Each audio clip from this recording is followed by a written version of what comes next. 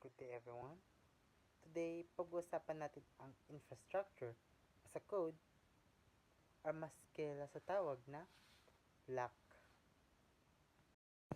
So, ano nga ba ang infrastructure as a code?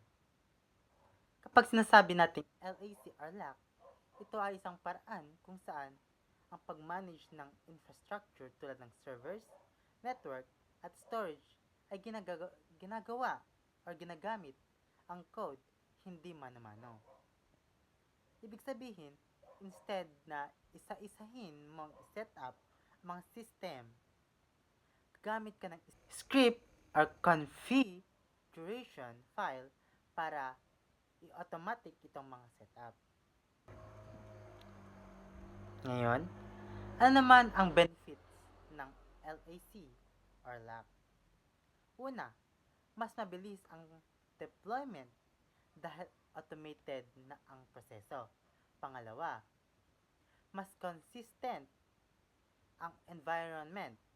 Pare-pareho ang setup mula sa development hanggang production.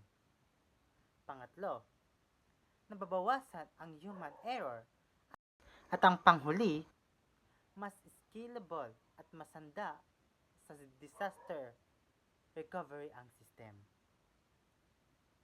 Ngayon, pag-uusapan natin ang dalawang approach ng LAC. Una, declarative configuration. Dito, sinasabi mo lang kung ano ang gusto mong final result. Halimbawa, gusto mo ng server na may ganitong settings, ilagay mo lang yun, tapos system na ang bahala kung paano niya ito gagawin. Pangalawa, ang imperative configuration. Dito na naman step by step mong sinasabi kung paano gagawin ang setup. So, parang binibigay mo ng instruction ang system mula simula hanggang matapos. So, tandaan nyo, declarative is what you want. Imperative is how you do it. So, next naman is idempotency. Ang ibig sabihin nito, kahit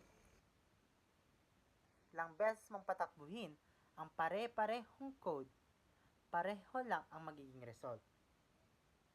Walang nadadagdag o nasisira.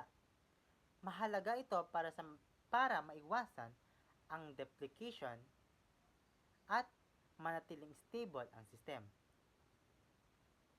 Sunod naman ang version control. Dahil code ang ginagamit sa LAC or LC or LAC, pwede natin itong i-save sa tools tulad ng Git or ibig sabihin na trina-track natin ang changes. Pwede tayong bumalik sa previous version kung may mali mang at madali itong collaboration sa team. So, in summary, ang infrastructure as a code ay isang modern na paraan na pag-manage ng infrastructure gamit ang code.